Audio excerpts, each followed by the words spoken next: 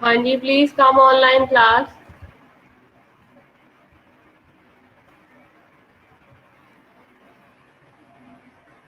वालेकुम सलाम। अच्छा, हम लोग जो हमारा सेकंड टॉपिक था साइकोलॉजी रिलेटेड, वो था आपका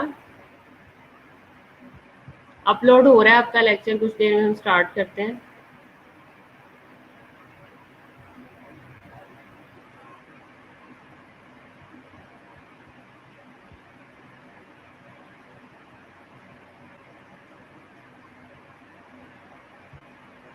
ये हमारा है इंटेलिजेंस एंड एप्टीट्यूड। ठीक है, आज हम लोगों को पता चलेगा कि हम लोग कितने इंटेलिजेंट है और हमारा क्या एप्टीट्यूड है। ऑब्जेक्टिव है, at the end of this presentation learner will be able to explain definition of the intelligence and aptitude, theories of the intelligence, measurement of the intelligence and aptitude, intelligence quotient, intelligence aptitude in relation to sickness and nursing। ठीक है, सबसे पहले है definition. Intelligence is the capacity to acquire and apply knowledge. Intelligence includes the ability to benefit from the past experience, act purposefully, solve problems and adapt to new situation. Intelligence can also be defined as the ability that intelligence tests measures, or intelligence has been defined in many ways including the capacity or logic, understanding, self awareness, learning, emotional knowledge, reasoning, planning, creativity, critical thinking and problem solving. हाँ जी, कितने लोग according to this definition खुद को मानते हैं कि वो intelligent है? अब ये आपका एक सेल्फ टेस्ट भी है। आप लोग मुझे बताएं कि इस सारी डेफिनेशन के अकॉर्डिंग कितने लोग आप में से हैं जो कि कहते हैं कि वो लोग जो है वो इंटेलिजेंट है, ये सारी डेफिनेशन को मद्देनजर रखते हुए। ठीक है, तो वो यही समझाना चाह रहा है कि ये बेसिकली एक कैपेसिटी होती है कि कोई भी शख्स जो है, कोई भी इंसान है, वो किसी भी नॉलेज को कितना गेन कर सकता है, कितना एक्वायर कर सकता है। ठीक है, और इस नॉलेज को गेन करने के लिए उसका एक पास्ट एक्सपीरियंस होता है। ठीक है, पास्ट एक्सपीरियंस की बेस के ऊपर जो है ना, वो एक्सपीरियंस को गेन करता है, न्यू चीज़ों को लर्न करता है। इसके अलावा वो कहता है कि इंटेलिजेंस जो होती है वो एबिलिटी होती है किसी भी टेस्ट को मेजर करने की। सही है, या फिर इंटेलिजेंस को उसने डिफरेंट चीज़ों में, कैपेसिटी में डाल दिया, लॉजिक में डाल दिया है, अपने बारे में, सेल्फ अवेयरनेस के बारे में डाल दिया है, इमोशनल नॉलेज के बारे में डाल दिया है, रीजनिंग है, प्लानिंग है, कोई भी क्रिएटिव आर्ट है, कोई भी क्रिटिकल थिंकिंग है।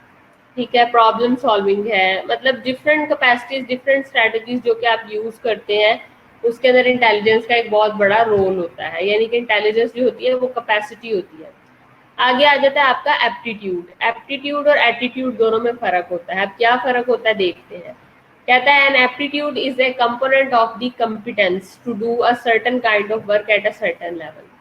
मिसाल के तौर पे, अब आप लोगों की अभी ये कॉम्पिटेंसी है कि आपने अभी सेकेंड ईयर के लेवल के सब्जेक्ट पढ़ने हैं। ठीक है, अगर मैं उठा के आपको फौरन से फाइनल ईयर पे जंप करवा दूं, ठीक है, या आप लोगों ने एफएससी प्री मेडिकल के साथ किया और मैं आपको इंजीनियरिंग क्लास में बिठा दूं, तो क्या है कि वो स्पेसिफिक कंपोनेंट नहीं है आपका, आप उस सर्टेन लेवल के काम को नहीं कर सकते क्योंकि आपका बैकग्राउंड नॉलेज नहीं है। लिहाजा एप्टीट्यूड जो है वो कंपोनेंट है जो किसी भी चीज़ की कॉम्पिटेंसी को, सर्टेन काइंड ऑफ वर्क को एक सर्टेन लेवल के ऊपर जाके समझना और उसको परफॉर्म करना, वो क्या कहलाता है, वो एप्टीट्यूड कहलाता है। कहता है outstanding aptitude can be considered talent. ठीक है, और जिस शख्स का एप्टीट्यूड यानी किसी काम को स्पेसिफिकली परफॉर्म करने का जो तजर्बा है वो बहुत ज़्यादा आउटस्टैंडिंग होगा, उसको हम टैलेंट का नाम दे देते हैं। एंड एप्टीट्यूड में भी फिजिकल और मेंटल, एक एप्टीट्यूड जो होता है वो फिजिकल भी हो सकता है और मेंटल भी हो सकता है। मिसाल के तौर पर बाज़ लोगों को जो है वो ड्राइविंग बहुत अच्छी आती है, बाज़ लोगों को जो है वो फारसी बहुत अच्छी समझ आती है, या फारसी में बहुत ज़्यादा इंटरेस्ट लेते हैं उस लैंग्वेज के अंदर, तो मैं फारसी लैंग्वेज को समझना, उस पर काम करना, ये आपका मेंटल एप्टीट्यूड आ जाएगा। और ड्राइविंग अच्छे से परफॉर्म करना, अच्छे से गाड़ी चलाना, ट्रक चलाना, कोई भी ऐसी स्किल जो कि आपको अच्छे से आती है, वो किस में आ जाता है, फिजिकल में आ जाता है। Aptitude is the ability, develop knowledge, understanding, learn और रिक्वायर्ड एबिलिटी, स्किल्स और एटीट्यूड। ठीक है, यानी कि स्पेसिफिक नॉलेज हमने इसमें से लेना होता है, स्पेसिफिक बातों पे डिस्कशन करनी होती है। एप्टीट्यूड एक ऐसी चीज होती है। ठीक है, इसमें हमने क्या करना होता है, स्पेसिफिक कर देना होता है।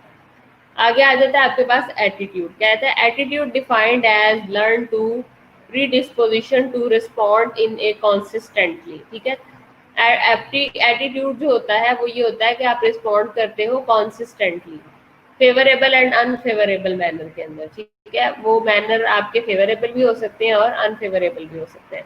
With respect to given object that's attitudes affect the behaviour at different level. सही है। सो एटीट्यूड जो है वो प्री डिस्पोजिशन होती है कॉन्सिस्टेंटली। ठीक है, मिसाल के तौर पे अगर खुशी है तो तब भी आपको गुस्सा नहीं आएगा, अगर गमी है तो तब भी आपको गुस्सा नहीं आएगा। मतलब कॉन्सिस्टेंटली जो प्री डिस्पोजिशन होती हैं, मतलब चीजें बदलती रहती हैं और फिर भी आपका फेवरेबल या अनफेवरेबल कंडीशंस या मैनर के अंदर आपका वो तसलसल बरकरार रहता है चीजों को लेके, तो ये आपका एटीट्यूड है। ठीक है, और एटीट्यूड भले पॉजिटिव नेगेटिव हो सकता है लेकिन उसके अंदर कंसिस्टेंसी होती है। ठीक है, वट एवर प्रीडिस्पोजिशन मौजूद है। आगे लेकिन एप्टीट्यूड क्या है, वो एटीट्यूड के बिल्कुल ऑपोजिट है। एप्टीट्यूड जो होता है वो स्पेसिफिक बिहेवियर है, स्पेसिफिक चीजों के लिए। ठीक है, there are two types of aptitude, scholastic aptitude and vocational aptitude.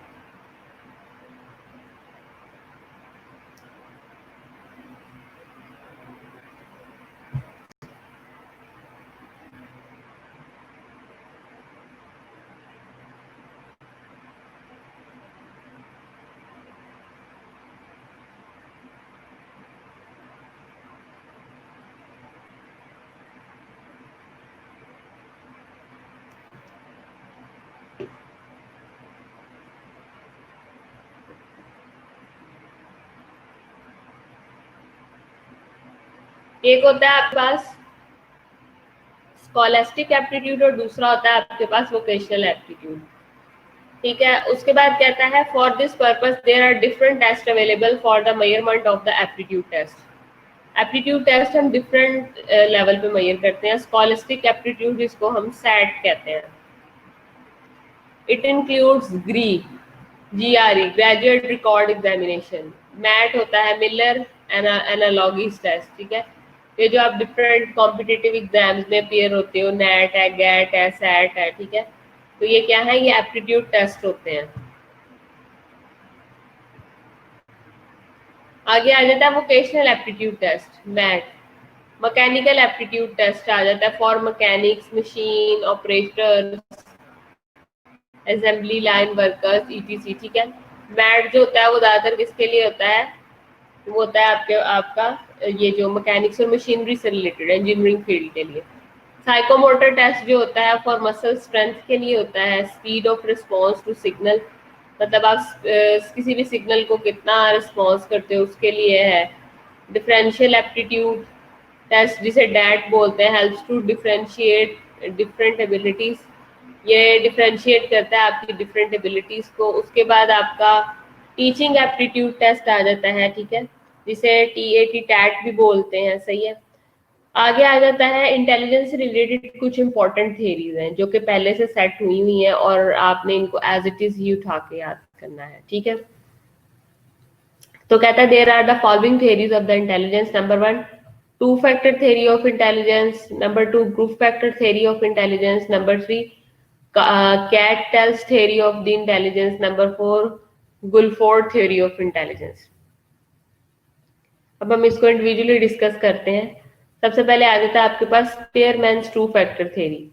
ये क्या कहती है, कहता है the English psychologist Charles Spearman 1863 to 1945, यानी इसका जो टेन्योर था वो 1863 से 1945 तक था। उसने 1904 में प्रपोज की अपनी थ्योरी जो कि कार्ल टू फैक्टर थ्योरी कहलाती है। ठीक है, तो ये किसने की थी, कार्ल टू फैक्टर थ्योरी, ये स्पेयरमैन ने की थी। आपने एज इट इज याद करना है।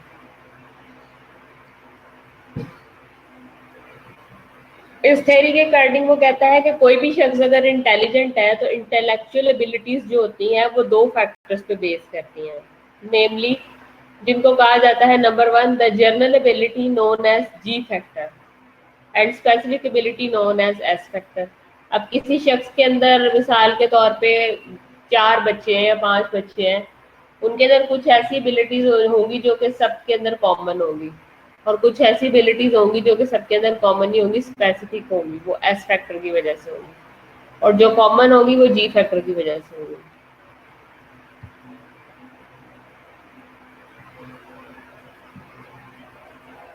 आगे है characteristics of the ji factor, it is universal inborn ability. कहता है ये इनबॉर्न एबिलिटी होती है, यानी कि ये नेचर में शामिल होती है उस पर्टिकुलर पर्सन जिसकी हम बात कर रहे हैं, इनबॉर्न एबिलिटी है ये। It is general mental energy, और एक जनरल किसी पर्सन का मेंटल कैलिबर, उसकी मेंटल एनर्जी के बारे में हम लोग जी फैक्टर के बारे में बात करते हैं। इट इज कांस्टेंट, ये कांस्टेंट होता है। The amount of G differ from individual to individual, ठीक है।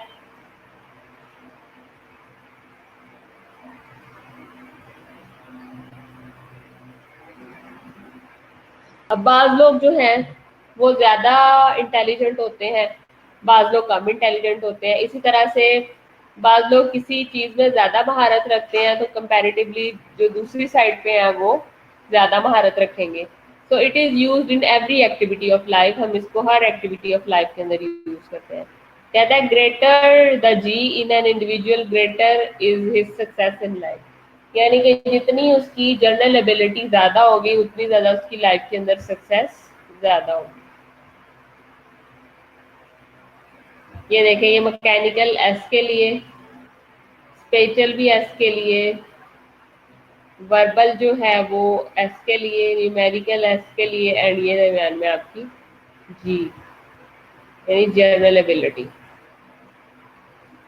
आगे आ जाता है group factor theory. Group factor theory क्या कहती है? ग्रुप फैक्टर थ्योरी आपको पेश की थर्नस्टॉन ग्रुप फैक्टर थ्योरी। थर्नस्टॉन साइंटिस्ट था जिसने ये दी। कहता है verbal communication factor words and ideas. वो कहता है कि हमारे वर्ड्स और हमारे आइडियाज जो होते हैं वो हमारी इंटेलिजेंस को बताते हैं। मिसाल के तौर पे अगर कोई शख्स खामोश बैठा है, किसी चीज में एक्टिवली पार्टिसिपेट ही नहीं कर रहा, तो हमें कैसे पता चलेगा कि वो इंटेलिजेंट है? उसके वर्ड्स और उसकी एक्टिव पार्टिसिपेशन बताएगी कि वो इंटेलिजेंट है। इसी तरह से verbal fluency factor, rapid producing words आ जाते हैं इसके अंदर, सेंटेंसेस आ जाते हैं। इसके अलावा न्यूमेरिकल फैक्टर्स आ जाते हैं, अरिथमेटिक एबिलिटीज आ जाती हैं, परसेप्चुअल स्पीड फैक्टर्स आ जाते हैं, ठीक है। Rapid recognition of the words and letters, आप बार बार जो भी डिफरेंट लेटर्स का, डिफरेंट वर्ड्स का, ठीक है, वो जो आप यूज करते हैं वो चीजें आ जाती हैं। उसके बाद इंडक्टिव रीजनिंग फैक्टर आ जाता है, यानी कि from specific to general, reasoning from the specific to the general, inductive approach के अंदर यही कुछ होता है ना। उसके बाद स्पेटियल विजुअलाइजेशन फैक्टर आ जाता है। It is involve in visualising shapes, इसमें हम शेप्स का पता चलाते हैं, डिफरेंट जो 3 डायमेंशन के अंदर डिफरेंट जो बॉडीज मूव कर रही होती हैं, ओवल शेप में, राउंड शेप में, उनका पता चलाते हैं। And how piece of puzzle fit together. उसके बाद मेमोरी फैक्टर आ जाता है, एबिलिटी टू रिकॉल, रिकॉल करने के लिए चीज़ों को। उसके बाद डिडक्टिव रीजनिंग आ जाती है, यानी कि फ्रॉम स्पेसिफिक टू जनरल बंदा चला जाता है। उसके बाद प्रॉब्लम सॉल्विंग एबिलिटी फैक्ट, और a ability to solve a possible in the problems independently, कि आप इंडिपेंडेंटली जो है वो प्रॉब्लम्स को कैसे अपने बिहाफ पे सॉल्व कर लेते हो, ये चीजें भी इसके अंदर आ जाता है। आगे आ जाता है आपके पास 7 प्राइमरी मेंटल एबिलिटीज, कुछ खास किस्म की मेंटल एबिलिटीज होती हैं जिसमें वर्बल कॉम्प्रिहेंसिव फैक्टर आ जाता है, वर्बल फ्लुएंसी फैक्टर आ जाता है, ठीक है। ये यानी कि सारे के सारे डिफरेंट मेंटल एबिलिटीज या फैक्टर्स हैं जो कि बहुत ज्यादा इसके अंदर पार्टिसिपेट करते हैं। न्यूमेरिकल फैक्टर आ जाता है, परसेप्चुअल स्पीड फैक्टर आ जाता है, इंडक्टिव रीजनिंग फैक्टर आ जाता है, स्पेटल विजुअलाइजेशन फैक्टर आ जाता है, मेमोरी फैक्टर आ जाता है, डिडक्टिव रीजनिंग आ जाती है। डिडक्टिव रीजनिंग क्या होती है? When we move from general things to specific thing, ठीक है। मिसाल के तौर पे मैं एक मिसाल देती होती हूँ।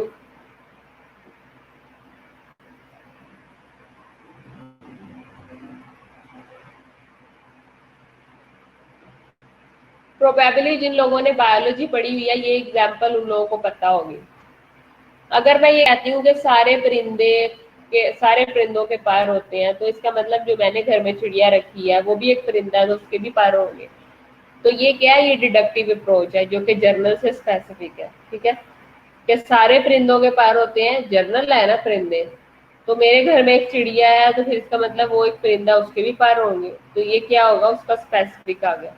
अगर मैं ये कहूँ कि मेरे घर में जो चिड़िया है, ठीक है, उसके पर हैं, मैं बात यहाँ से स्टार्ट करती हूँ, ठीक है, और उसके पर हैं और वो एक बर्ड है, परिंदा है, तो अगर मेरी चिड़िया के पर हैं तो इसका मतलब जितने भी बर्ड हैं बाहर उन सबके पर हैं। तो मैंने बात कर दी अपनी चिड़िया से, यानी मैंने खुद को फिर से स्पेसिफिक कर दिया। तो ये आ जाती है आपका इंडक्टिव फैक्टर, ठीक है, या इंडक्टिव रीजनिंग आ जाती है।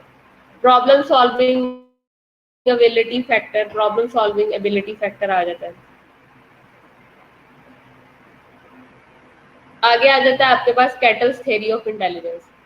Psychologist Cattell suggested two different forms of intelligence: fluid intelligence and crystallized intelligence. Fluid intelligence is defined as the ability to solve new problems, use logic in new situation, identify pattern.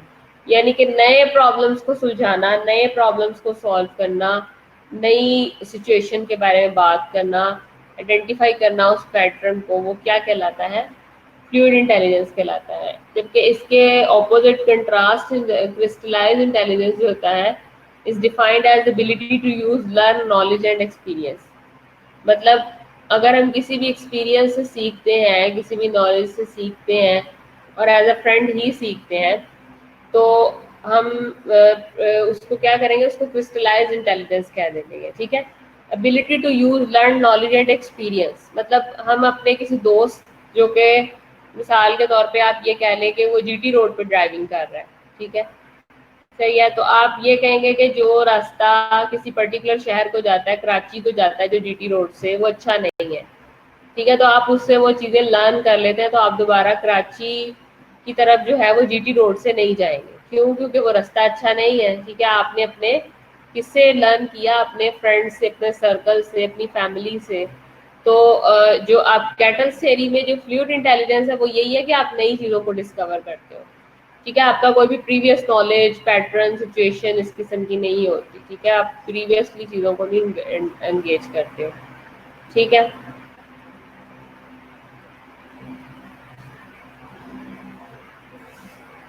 उसके बाद crystallise intelligence में जो है वो आप क्या करते हो, चीज़ों को एक्सपीरियंस करते हो।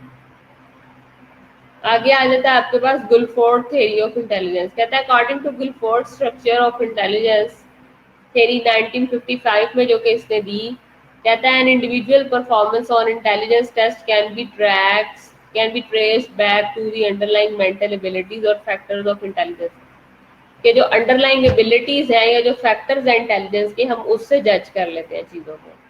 स्ट्रक्चर जो होता है intellect theory advanced by Guilford was applied by Mary N Meeker for educational purposes. ठीक है, हम उसको मैरी एन मेकर्स के थ्रू जो है वो खास किस्म का एजुकेशनल पर्पज है, हम उससे उसको इम्प्रूव कर सकते हैं। ठीक है, उसके बाद according to J P Guilford personality is nothing, personality को कहता है कुछ भी नहीं है, but an individual's traits which are unique in every individual and we can distinguish between individuals on their basis। ठीक है, लेकिन वो कहता है कि जो थोड़े बहुत डिफरेंस है, गुलफोर्ड ये कहता है पर्सनालिटी के अंदर, वो छोटी छोटी माइनर सी कह लें कि फ़र्क है, जो कि एक इंसान दूसरे से मुख्तलिफ है, जिसकी बेस पे हम उसको कहते हैं कि ये मुख्तलिफ है।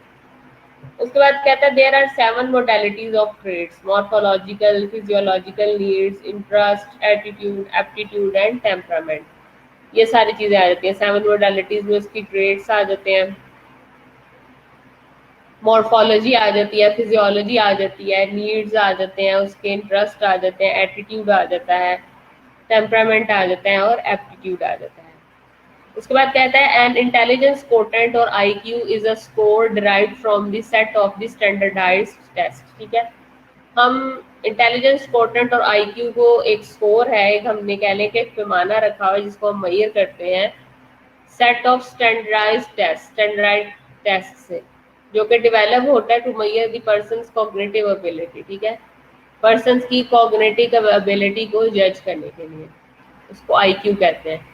Intelligence in relation to their age group, और अपनी एज ग्रुप के अकॉर्डिंग। मिसाल के तौर पे 5 साल का बच्चा 25 साल के बच्चे के साथ तो ग्रुप में लग के इंटेलिजेंस नहीं ना उसकी शो होगा, बल्कि एज ग्रुप भी हम स्पेसिफिक कर देंगे कि ये 5 साल के बच्चों का है, ये 20 साल के बच्चों का है, फिर 30 साल के बच्चों का। ठीक है, हम ग्रुप स्पेसिफिक कर देंगे।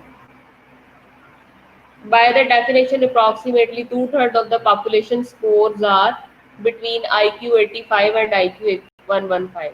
मतलब 2/3 पॉपुलेशन टोटल में से वो कहते हैं कि जो उनका IQ निकला है, जो उनकी रिसर्च के अकॉर्डिंग, वो 85% और 115 है। ठीक है, उसके बाद आ जाता है मेंटल रिटार्डेशन। कहता है इंटेलेक्चुअली डिसेबिलिटी, जिसे आईडी बोलते हैं, वंस कॉल्ड मेंटल रिटार्डेशन। यानी क्या है कि मेंटली आप बिल्कुल फारिग हो जाते हो, या मेंटली आपके अंदर जितना भी मेंटल वर्क करने की जो कैपेबिलिटीज हैं वो क्या हो जाती हैं, वो खराब हो जाती हैं, वो डेड हो जाती हैं। So once called mental retardation, ये क्या कहलाता है, मेंटल रिटार्डेशन कहलाता है। Mental retardation is characterised by below average intelligence और mental ability and lack of skill necessary for day to day living. यानी इसके अंदर हमारे पास एवरेज से भी हम लोग नीचे चले जाते हैं, एवरेज से भी नीचे हमारी जो है वो मेंटल कंडीशंस जो है वो खराब हो जाती है या नीचे चली जाती है। हमारे पास वो स्किल नहीं रहती, हमारे पास वो कैपेसिटी नहीं रहती। ठीक है,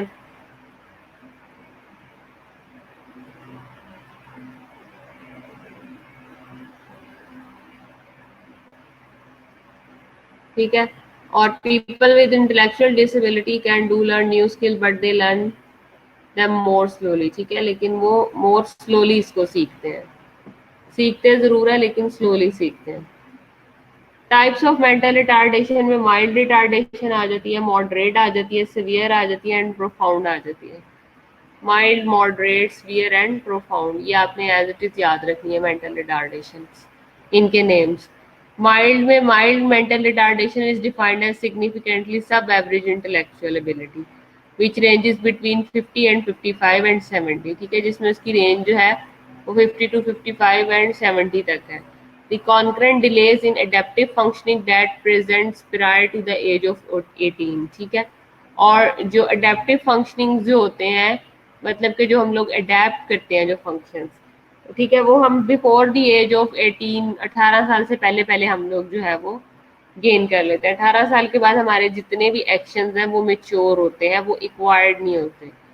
ठीक है, मॉडरेट रिटार्डेशन में क्या है, moderate mental retardation is defined as significantly sub average intellectual ability. यानी कि आपकी जो एवरेज इंटेलेक्चुअल एबिलिटी है उसका भी नेक्स्ट लेवल जो है वो सब एवरेज में आ जाता है। और इसकी रेंज होती है score 35 to 40, 50 to 55, and concurrent delays in adaptive functioning that present prior to the age of 18। ये भी एज ऑफ 18 से जो है वो पहले पहले होती है, एज ऑफ 18 के एक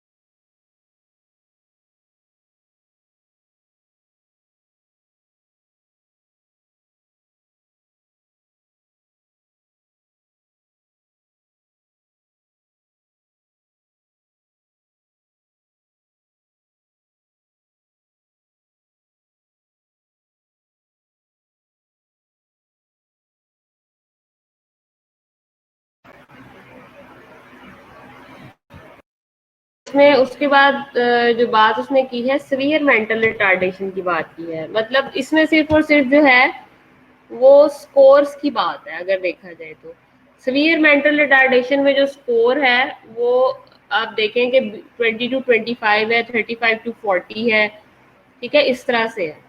और प्रोफाउंड प्रोफाउंड मेंटल रिटार्डेशन में जो आपका आईक्यू होता है वो 20 to 25 से भी लेस चला जाता है। आपने सिर्फ और सिर्फ इस रेंज को याद रखना है और इस रेंज के अकॉर्डिंग ही आप लोग जो है उसको आप डिफाइन कर सकोगे कि ये आईक्यू लेवल के अंदर इतनी रेंज है तो ये सीवियर में जाएगा, मॉडरेट में जाएगा या फिर माइल्ड में जाएगा। Severe mental retardation is defined by the presence of significantly sub-average general intellectual functioning as well as significant limitation in adaptive functioning, ठीक है, adaptive behavior present prior to the age of the 18 years, ठीक है। और ये भी as of 18 years से prior ही होता है। क्यों? क्योंकि हमें पता है कि 18 ईयर्स से बिलो जितनी भी आपकी मेंटल कैपेसिटी है बिल्ट हो जाए उसके बाद नहीं होती, ठीक है। और जितना बच्चे ने मेंटली ग्रो करना होता है वो 18 साल से नीचे नीचे की एज पे ही करता है, उसके बाद उसके अंदर किसी भी किस्म की मेंटल लेवल की जो डेवलपमेंट है वो नहीं होती, ठीक है। और दूसरा ये भी है कि जो ब्रेन सेल जो होते हैं, आपके नर्व सेल्स जो होते हैं, वो अगर एक दफा डैमेज हो जाए तो दोबारा से वो रीजनरेट नहीं कर सकते। हमारी पूरी बॉडी के अंदर बाकी सेल्स रीजनरेट कर सकते हैं लेकिन जो हमारे ब्रेन सेल्स हैं वो रीजनरेट नहीं कर सकते। नेक्स्ट है dementia. Dementia is an overall term used to describe symptoms that impact memory, performance of daily activities and communication abilities, ठीक है। मिसाल के तौर पे भूल जाना, ठीक है, हम लोग क्या करते हैं कि कोई चीज रख के भूल जाते हैं। और इवन इसकी इतनी सीवियर कंडीशन ये भी होती है कि आप लोग अपने प्यारों को भूल जाते हैं। बहन भाइयों को हम पहचानने से जो है वो पहचान नहीं पाते, पेरेंट्स की शक्ल नहीं पहचान पाते। तो it is all about due to आपकी जो भी है चेंजेस जो आ रही होती हैं उसकी वजह से है, ठीक है।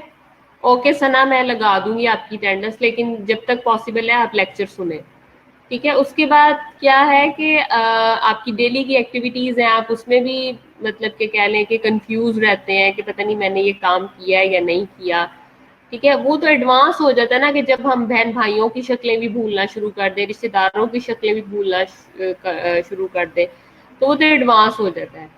So Alzheimer disease is the most common type of dementia. Alzheimer disease gets worse with time and affects memory, language and thought, ठीक है। अल्जाइमर डिजीज कहता है कि वक्त के साथ साथ जो है वो वर्स होती जाती है। ये वो कंडीशन है जिसमें मैं आपको बता रही थी कि हम अपने बहन भाइयों की शक्लें भी भूलना शुरू कर देते हैं, अपने पेरेंट्स की भी, इवन अपने रिश्तेदारों की, अपने फ्रेंड सर्कल्स में, ठीक है। चीज रख के भूल जाना, कोई काम इम्पोर्टेंट रख के भूल जाना, ठीक है। तो इस वजह से ये क्या है, ये सारी इसके अंदर आ जाती है डेमेंशिया के अंदर, लेकिन डेमेंशिया उसका लास्ट स्टेज है। नेक्स्ट आ जाता है stages of dementia, the 7 stages of Alzheimer disease. Alzheimer disease basically वो बीमारी का नाम है जिसके अंदर लॉस ऑफ मेमोरी होती है, और डेमेंशिया जो है वो वर्ड यूज होता है for the sake of loss of memory, यानी मेमोरी का बिल्कुल ज़िया खत्म हो जाना। What to expect from preclinical Alzheimer disease to end stage Alzheimer? Prior to diagnosis no dementia, मतलब डायग्नोसिस से पहले क्या था, कोई डेमेंशिया नहीं था। स्टेज 1 में क्या था, नो इम्पेयरमेंट, कोई खराबी नहीं थी। स्टेज 2 में क्या था, वेरी माइल्ड कॉग्निटिव डिक्लाइन था, यानी कि बहुत ही कम माइन्यूट सा जो एक लेवल नीचे आता है, कॉग्निटिव डिक्लाइन उसको बोलते हैं। स्टेज 3 के अंदर क्या था, माइल्ड कॉग्निटिव डिक्लाइन था, ठीक है। उसके अंदर अब आप देखें टर्मिनोलॉजीज पे गौर करें। स्टेज 1 नो इम्पेयरमेंट, ठीक है, और डायग्नोसिस से पहले डेमेंशिया नहीं है। स्टेज 1 पे किसी किस्म की कोई तोड़ फोड़ नहीं हुई, नो इम्पेयरमेंट, ठीक है। स्टेज 2 पे क्या है, वेरी माइल्ड कॉग्निटिव डिक्लाइन, यानी कि कॉग्निटिव क्या है, जहनी सतह का नीचे आना, डिक्लाइन नीचे आना, वेरी माइल्ड है। स्टेज 3 पे क्या है, माइल्ड है। और अर्ली स्टेज पे क्या है, अर्ली स्टेज पे क्या है कि डेमेंशिया स्टार्ट हो गया, हम लोग भूलना शुरू हो गए, ठीक है। और स्टेज 4 क्या है कि मॉडरेट कॉग्निटिव डिक्लाइन आ गया, और स्टेज 4 पे आपके पास मॉडरेट कॉग्निटिव डिक्लाइन आ जाता है। आगे आ जाता है कि नर्सिंग का इंटेलिजेंट होना क्यों जरूरी है, नर्सिस के लिए क्यों जरूरी है कि वो इंटेलिजेंट हो। ठीक है, तो ये आपका मेन टॉपिक है कि role of intelligent in nursing क्या है। तो अब जितना बैकग्राउंड आपको मैंने पीछे इंटेलिजेंस के बारे में बताया है उसको मद्देनजर रखते हुए अगर हम उसकी इम्प्लीकेशन नर्सिंग पे करें, तो कहता है with the higher level of emotional intelligence nurses are better able to adapt and understand the needs of their patient. अगर आप इंटेलिजेंट नहीं होगे, आप प्रायोरिटाइज नहीं कर पाएंगे पेशेंट्स की नीड्स को, पेशेंट की प्रॉब्लम्स को। So they can also better cope with stress emotionally and improve their social skills. ठीक है, आप इम्प्रूव करते हो सोशल स्किल्स को, कोप करते हो स्ट्रेस को, and leading to long term benefits in their occupational health. और अपने ऑक्यूपेशनल की हेल्थ के अंदर आप क्या करते हो, लॉन्ग टर्म बेनिफिट्स लेते हो। Emotional intelligence is described as the ability to monitor or handle one's own emotion as well as emotion of others. अब नर्सिंग ऐसा प्रोफेशन है कि वहाँ पे मरीजों के साथ हम दुखी हो जाते हैं, परेशान हो जाते हैं, ठीक है, नो डाउट।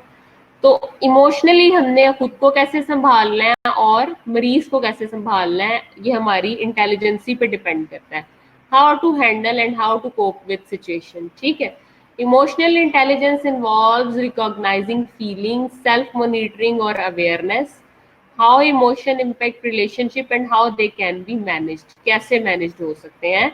ठीक है, हम लोग कैसे रिकग्नाइज कर सकते हैं मरीज के जज्बात को, उसकी बीमारी से रिलेटेड उसकी इमोशंस को, उसके रिश्तेदारों के साथ उसकी एटीट्यूड को, उसका आपके साथ एटीट्यूड। ठीक है, तो ये सारी चीजें आ जाती हैं आपकी इमोशनल इंटेलिजेंस पे। ठीक है, अब मुझे आप एक काम करें, अटेंडेंस दे दें ताकि मुझे पता चल जाए कि कौन कौन से लोग प्रेजेंट हैं।